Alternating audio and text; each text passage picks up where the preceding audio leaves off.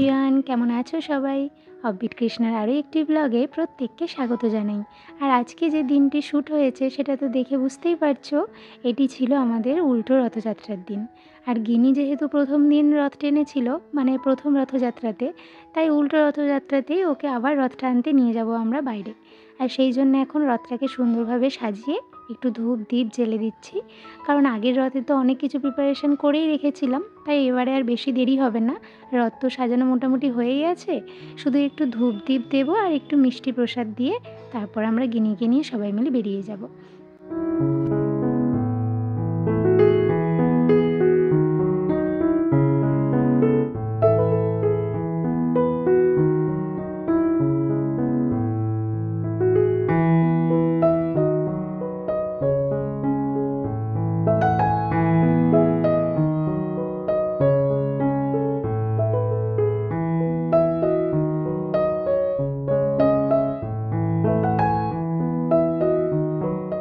আমি যখন ওখানে দাঁড়িয়ে ধূপ দিচ্ছিলাম তখন গিনিকে দেখলাম টুক করে একবার প্রণাম করেছে, তাই ওর বাবাকে বললাম একটা কাজ করো, ওকেও নিয়ে আসো, ও একটু রথের মধ্যে ফুল আর একটু ধূপ দেখিয়ে দিক, তাহলে ওরও একটু ভালো লাগবে।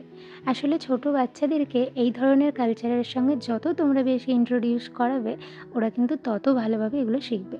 তো গার্জেনদেরই উচিত আমাদের সমস্ত কালচারগুলোকে ওদেরকে একটু একটু করে নতুনভাবে ইন্ট্রোডিউস করানো। একবারে যদি তোমরা সব শিখিয়ে দাও তাহলে কিন্তু ওরা আবার সব ঘেঁটে ফেলবে, কিছুই রপ্ত করতে পারবে না। আর সেই জন্যেই আমরা গিনিকে যতটুকু পারি এই সমস্ত কালচারের সঙ্গে ওকে ইন্ট্রোডিউস করাই। কোনটা কি, কোনটা শিব ঠাকুর, কোনটা জগন্নাথ, ও সেটাও চিনতে পারে। এমনকি ও ওম নমঃ শিবায় সেটাও বলতে পারে। যদি কোনোদিনও সুযোগ হয় নিশ্চয়ই তোমাদেরকে শোনাবো।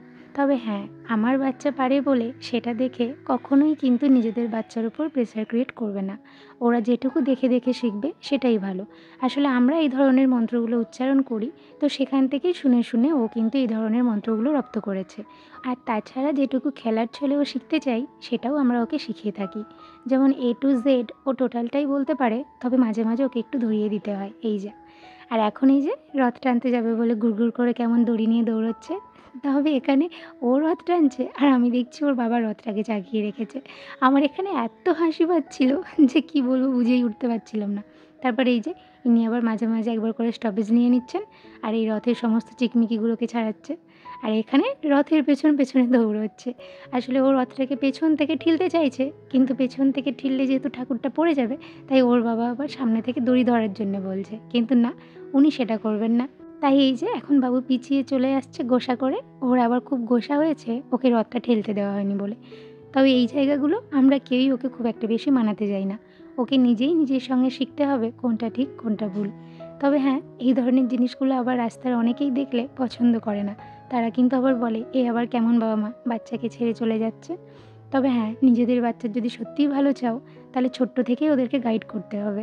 সবার কথা শুনে সবার মতো করে চললে হবে না। তাই বলে কিন্তু কখনোই কাউকে খারাপ বলবে না, কারণ প্রত্যেকেরই নিজেদের মতো দর্শন আছে।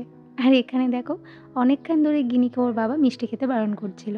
ও বেচারা স্ট্যাচু হয়েছিল যে এটা খাবে নাকি খাবে না, কারণ ওর পিসা ওকে খাওয়াতে চাইছিল, কিন্তু ওর বাবা বারণ করেছে। তাই অনেক ভেবেচিন্তে সে বাবা অ্যালাউ করার পর মিষ্টি খেয়েছে।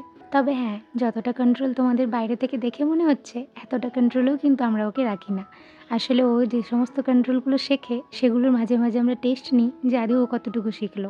এই যে এখানে শুরু হয়ে গেছে আবার দুষ্টুমি। এখানে কিন্তু আমরা ওকে কেউই কিছু বলি না, কারণ যখন যেটা টাইম তখন সেটা ডেফিনেটলি করবে। আর এই যে এখানে রথটাকে ছিঁড়েও ফেলেছে। রথ তো প্রায় শেষ, সামনের রথ উল্টো রথ দুটোই কমপ্লিট। এখন তো এটা থাকা না থাকা প্রায় দুটোই একই। তবে হ্যাঁ, ডেফিনেটলি গুছিয়ে রাখতে হবে, সেটাও ওকে ধীরে ধীরে শেখাবো কোন জিনিসটা কতটা যত্ন করে রাখতে হয়। অনেক ক্ষেত্রেই কিন্তু ও অনেক রকমই দুষ্টুমি করে। আর এই যে ওরা এখন নিচে খেলছিল আর আমরা বসে বসে পুরীর রথযাত্রার ভিডিও দেখছিলাম।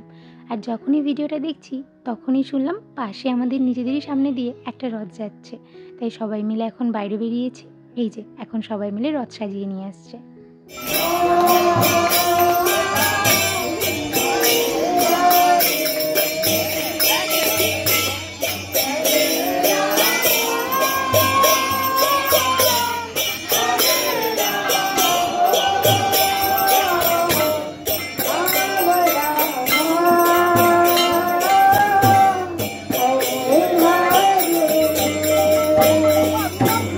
Hare Krishna Hare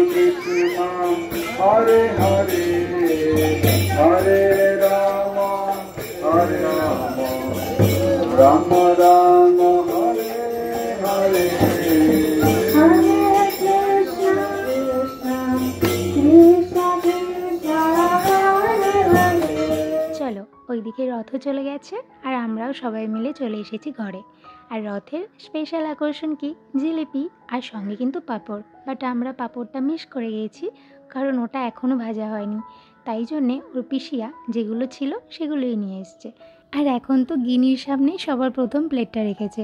ওই প্লেটে ছিল ধোকা, আর ওর থেকে দূরে যে প্লেটটা সাজানো ছিল তার মধ্যে ছিল ওর সবথেকে পছন্দের জিনিস মিষ্টি।